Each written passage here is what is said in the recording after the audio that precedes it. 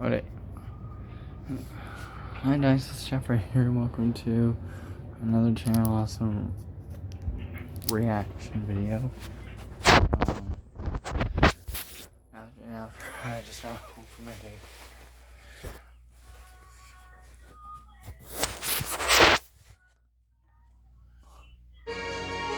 Yeah, it's Guardians of the Doubt.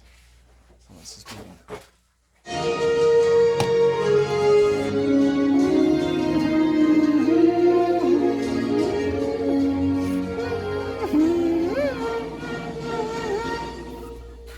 It's funny, the films I thought would probably be Marvel's failures, Thor and Captain America, everyone kind of knew were going to be okay, and they were right. However, for me, the film I thought would be okay, but everyone thought was going to be a failure, was Guardians of the Galaxy. I guess I can kind of see where they're coming from. This is a weird setup. We go from superheroes and super gods to intergalactic fugitives, one being a tree and one being a raccoon with a machine.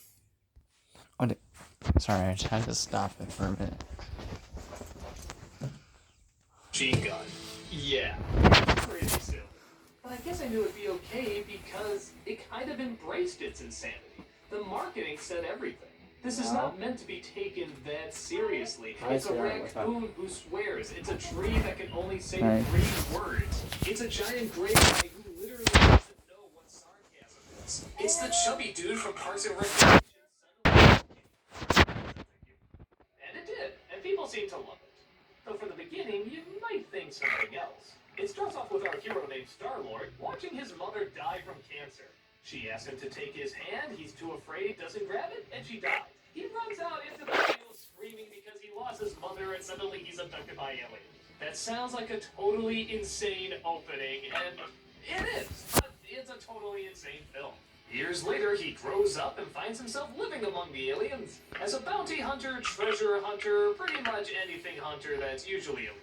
But he gets mixed in with a plot from another boring bad guy you won't remember. God, is Loki really your best villain? Why is Marvel so bad at these? And he teams up with a group of outlaws to try and stop him. Nobody was demanding to see this movie on the big screen. Hell, nobody even really knew that much about these characters. But that's sort of what made it so interesting and new. We didn't know these people. We weren't going to get upset if they weren't represented a certain way, and nobody really had high standards because who the hell's reading a raccoon with a machine gun? Actually, the real question is, why weren't we reading a comic about a raccoon with a machine gun? Never. But nevertheless, when the movie came out, everyone went nuts. It was one of the biggest hits of the summer, and everybody adored it. And yeah, I like it too.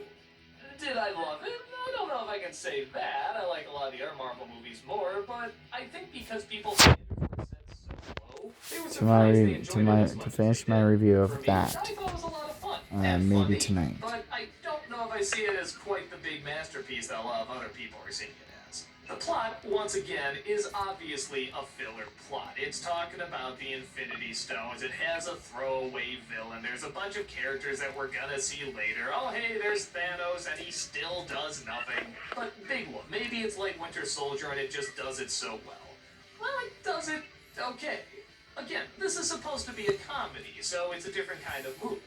And it does have more sentimental scenes, but they kind of come out of nowhere. Maybe that's the one issue with the movie is the pacing.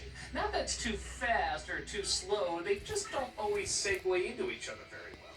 There's a really nice scene where Groot lights up this room with all these little lights, but it's suddenly an emotional scene in this really big action-packed moment, and it just sort of comes in and leaves too fast. There's another scene where the raccoon is drunk and suddenly starts a fight, and we go into a little bit of his backstory, and again, it just kind of comes out of nowhere.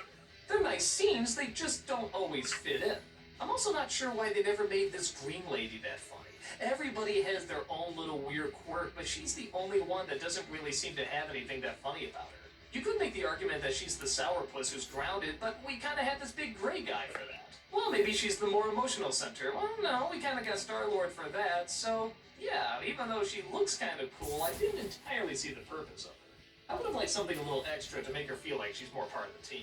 But again, that's kind of a nitpick in what's obviously supposed to be a silly movie, and as silly movies go, I don't know what else to really say about it. It's good. It has good effects, it has good acting, it takes itself seriously at the right moments, and goes for the all-out laughs in other moments. Is it clumsy at times? Yeah, but Look at it, it's a raccoon and a tree. I'm surprised we got any of this out of that. I'll admit I don't think I loved it as much as everyone else did, but I thought it was really enjoyable. As goofy intergalactic comedies with a lot of action go, this one's pretty good. It's creative, it's weird, it's goofy, and it's got a lot of punches and explosions. Grab the next ship to the stars and see for yourself.